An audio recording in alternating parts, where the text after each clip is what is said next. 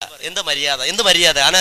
ആദ്യം തന്നെ ഞാൻ അഡ്വാൻസ് ആയിട്ട് ഇതെല്ലാം കൂടെ അഡ്വാൻസ് ആയിട്ട് ഇട്ട് നമ്മളെ കൊണ്ട് പറഞ്ഞ് നമ്മൾ നാക്ക് ചെയ്താൽ ഉളുപ്പില്ല, 3 അക്ഷരം ഇല്ല, അതില്ല. അതിപ്പോ നമ്മൾ പറഞ്ഞിട്ട് ബേജാറാണ്ടല്ലോ എന്ന് വിചാരിച്ചിട്ട് ആദ്യം തന്നെ അഡ്വാൻസ് ആയിട്ട് കേൾപ്പിച്ചു വെച്ചു.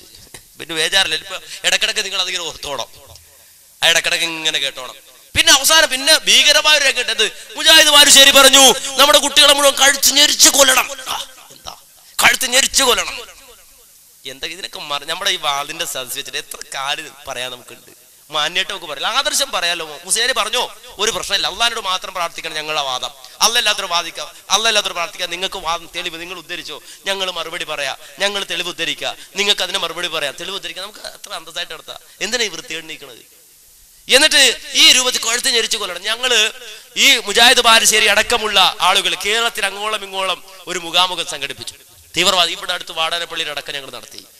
അങ്ങനെ വാണി അമ്പലത്ത് ഞങ്ങൾ ആ മുഖാമുഖം നടത്തിക്കൊണ്ടിരിക്കുമ്പോൾ ഒരു കൊച്ചു കുട്ടിയെ പറഞ്ഞു വിട്ടു ഈ ചോദ്യം ചോദിക്കാൻ.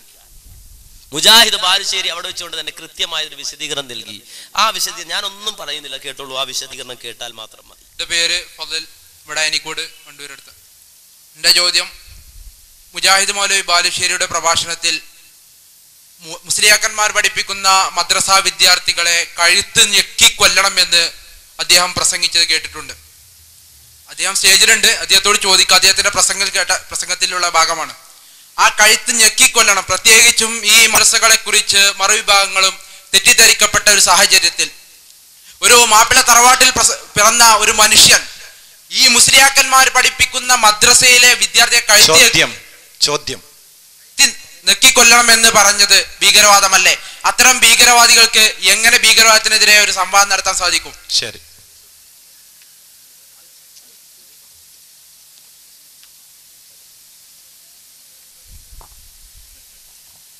അസ്സലാമു അലൈക്കും വറഹ്മത്തുള്ളാഹി.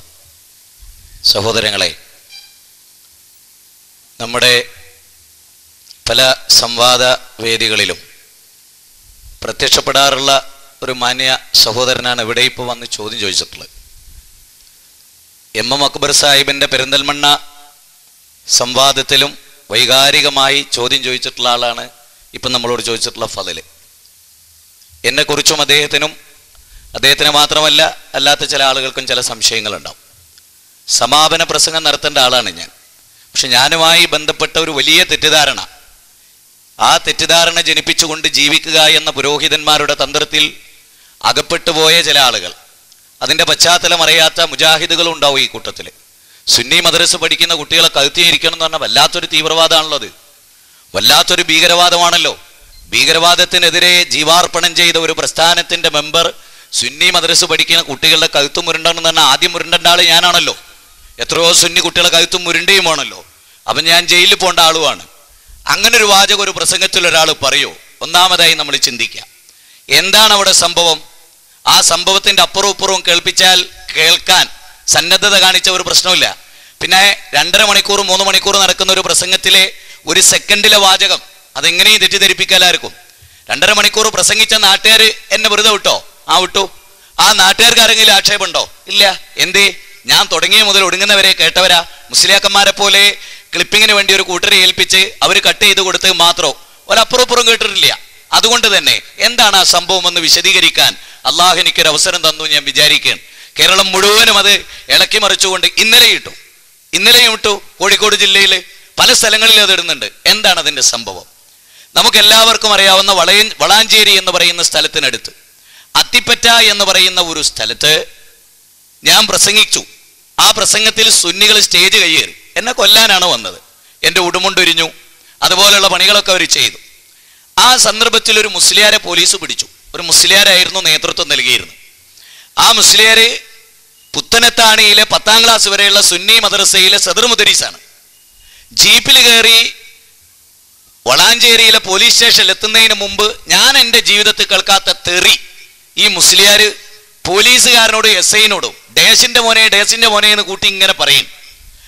എനിക്ക് ജീവിതത്തിൽ ഇങ്ങനെ ഒരു മാനസികമായ പ്രയാസം ഒരു കാലത്തും നേരിട്ടിട്ടില്ല. എൻ്റെ മനസ്സ് വളരെ അസ്വസ്ഥമായിരുന്നു. അങ്ങനെ നിങ്ങൾക്ക് ഇന്നും വളാഞ്ചേരിയിൽ ചെന്ന് വളാഞ്ചേരി പോലീസ് സ്റ്റേഷനിൽ എൻ്റെ പേരും എഴുതി അഡ്രസ്സ് എഴുതി വെച്ചിട്ടുണ്ട്, ഈ മുസ്ലിയാരുടെ പേര് എഴുതി അഡ്രസ്സ് വെച്ചിട്ടുണ്ട്. ഞങ്ങൾ 2 പേരെ അവിടെ ചെന്നു. പോലീസുകാരെ അനവധി തവണ പറഞ്ഞു മിണ്ടാതിരിക്കും, സംസാരിക്കല്ലേ. അപ്പൊ ഇയാൾ പറഞ്ഞൊരു വാചകം, ഞങ്ങളുടെ നേതാവിന്റെ മഹത്വം കൊണ്ടാണ് ഞങ്ങൾ അധികാരത്തിലേറിയത്, ഞങ്ങൾ വിചാരിച്ചിട്ട് ഞങ്ങൾ അധികാരത്തിൽ ഭരിക്കുന്നത് എന്ന് വരെ ഇയാൾ പറഞ്ഞു. ആ സന്ദർഭത്തിൽ ഇയാളോട് പോലീസുകാരൻ ചോദിക്കാൻ ഡീറ്റെയിൽ എഴുതാൻ വേണ്ടി ചോദിച്ചപ്പോ അദ്ദേഹം പറഞ്ഞു, ഞാൻ പുത്തനത്താണിയിലെ മദ്രസയിൽ 10ാം ക്ലാസ് വരെ പഠിപ്പിക്കുന്ന സദറാണ്. ഈ സന്ദർഭത്തിൽ ഞാൻ ആ മുസ്ലിയാരോട് പറഞ്ഞു, അങ്ങനെയാണോ? എന്നാ നിങ്ങൾ 10ാം ക്ലാസ് വരെ പഠിക്കുന്ന കുട്ടികളുണ്ടല്ലോ, അവരെ കാര്യം കഷ്ടമാണ്, അവരെ കാര്യം കഷ്ടമാണ്.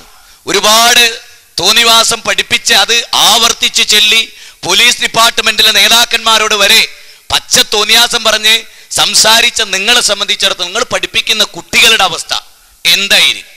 ആ സന്ദർഭത്തിന് ശേഷം അതിന്റെ തൊട്ടടുത്ത് നടന്ന ഒരു പരിപാടിയിൽ, ഒരു പ്രോഗ്രാമിൽ, അതുപോലെ തന്നെ കാസർഗോഡ് നടന്ന ഒരു പ്രോഗ്രാമിലും മുസ്ലിം സമൂഹത്തിന്റെ അൽ ഉലമാഉ ശർറു മൻ തഹ്ത അദീമിസ് സമാ എന്ന പ്രവാചക തിരുമേനിയുടെ വചനമനുസരിച്ച് വിശദീകരിച്ചപ്പോൾ ഞാൻ പറഞ്ഞു, എന്റെ പ്രിയപ്പെട്ട സുന്നി സഹോദരങ്ങളെ, ആ വാചകം എങ്ങനെയാണ്? എന്റെ പ്രിയപ്പെട്ട സുന്നി സഹോദരങ്ങളെ, നിങ്ങളുടെ കുട്ടികൾ പുത്തനത്താണിയിൽ പ്രത്യേകിച്ച് ഞാൻ പറഞ്ഞു, അയാൾ പഠിപ്പിക്കുന്ന, ആ മുസ്ലിയാർ പഠിപ്പിക്കുന്ന മദ്രസയിൽ നിങ്ങൾ നിങ്ങളെ കുട്ടികളെ പഠിപ്പിക്കുന്നതിനേക്കാൾ നല്ലത് ചട്ടമ്പികളും തോന്നിവാസികളും തമ്മാടികളുമായി ഒരു സമൂഹത്തെ അയാൾ വളർത്തെടുക്കും. കാരണം അയാളിൽ നിന്നുണ്ടായ പ്രകടനം അതാണ്. എനിക്ക് നന്നായി വിഷമമുണ്ടായി. ഈ സ്വഭാവം മുസ്ലിം സമൂഹത്തെ ഇത്തരത്തിലെ ആളുകളുടെ മുമ്പിൽ അപമാനിക്കുന്ന പെരുമാറ്റം ഒരു പണ്ഡിതന്റെ ഭാഗത്തുണ്ടായപ്പോൾ ഞാൻ അവരോട് പറഞ്ഞു, ജനങ്ങളെ, ആ മദ്രസയിൽ നിങ്ങൾ കുട്ടികളെ പഠിപ്പിച്ചാൽ ഈ ജാതി സ്വഭാവമുള്ള കുട്ടികളാ വരിക, നിങ്ങളുടെ മക്കൾ നരകത്തിന്റെ അവകാശികളായി തീരും, നിങ്ങളുടെ മക്കൾ നാട്ടിൽ യാതൊരു സമാധാനവും ഇല്ലാത്തവരായി തീരും. അതുകൊണ്ട് ഹളർ അലൈഹിസ്സലാം ഒരു കുഞ്ഞിന്റെ കഴുത്തുമുരണ്ടി കൊന്ന സംഭവം പറയുന്നുണ്ട് ഇസ്ലാമിൽ. അവിടെ എന്തായിരുന്നു അതിന്റെ വിശദാംശം? ആ വിശദാംശം പറഞ്ഞുകൊണ്ട് ഞാൻ പറയാണ്, ആ കുഞ്ഞു കാരണം മാതാപിതാക്കളും നരകത്ത് പോകാൻ പാടില്ല, ആ കുട്ടികളും പോകാൻ പാടില്ല. അതുകൊണ്ട് പ്രിയപ്പെട്ട സുന്നി സഹോദരങ്ങളെ, നിങ്ങൾ നിങ്ങളെ മക്കളെ സ്നേഹിക്കുന്നുവെങ്കിൽ അവരെ നിങ്ങളുടെ കൈകൊണ്ട് മുരുണ്ടി കൊല്ലലാണ് നിങ്ങൾക്ക് നല്ലത് ഇയാൾ പഠിപ്പിക്കുന്നതിനേക്കാൾ എന്ന് ഞാൻ വിശദീകരിക്കുകയുണ്ടായി. ആ വിശദീകരണത്തിന്റെ എല്ലാ വശങ്ങളും കേട്ടാൽ സുന്നി മദ്രസ പഠിക്കുന്ന കുട്ടികളെ കഴുത്തു മുരണമെന്നല്ല പറഞ്ഞത്. ചരിത്രപരമായ സംഭവങ്ങൾ ഉദ്ധരിച്ചുകൊണ്ടും ഈ നിലക്കുള്ള ഒരു സമൂഹം ഇവിടെ വളർന്നു വരാൻ പാടില്ല എന്നതുകൊണ്ടും മുസ്ലിം സമൂഹം ഉന്നതമായ ഒരു സംസ്കാരത്തിന്റെ ഉടമകളായി തീരേണ്ടതുണ്ട് എന്നതുകൊണ്ടും ആ സംഭവത്തിന്റെ പൂർണ്ണരൂപം ഇനി കേസറ്റ് അറിയാത്തവർക്ക് ഉണരുക യുവാക്കളെ എന്ന കേസറ്റിലാണ് ആ ഭാഗമുള്ളത്. ഉണരുക യുവാക്കളെ വിപ്ലവത്തിനായി എന്ന എന്റെ പ്രഭാഷണ കേസറ്റിലാണ് അതുള്ളത്. അങ്ങനെ അവരെ ഉദ്ധരിക്കുന്ന എല്ലാ കേസറ്റുകളും നമ്മുടെ കൈവശമുള്ളതാണ്. ഈ ജാതി തെറ്റിദ്ധരിപ്പിക്കൽ കൊണ്ട് തൽക്കാലം ആളുകളെ സംശയാസ്പദമായി നിലനിർത്താൻ കഴിയുമെന്നല്ലാതെ അള്ളാഹുവിന്റെ മുമ്പിൽ രക്ഷപ്പെടാൻ കഴിയില്ല. അപ്പുറവും ഉപ്പുറവും നിങ്ങൾ കട്ട് ചെയ്യുമ്പോൾ ആ രംഗം കൃത്യമായി രേഖപ്പെടുത്തുന്ന മലക്കുകളുടെ സാന്നിധ്യത്തിലാണ് നിങ്ങൾ ഉള്ളത്. അള്ളാഹുവിന്റെ കോടതിയിൽ നിങ്ങൾ മടങ്ങിച്ചെല്ലും. അതുപോലെ തന്നെ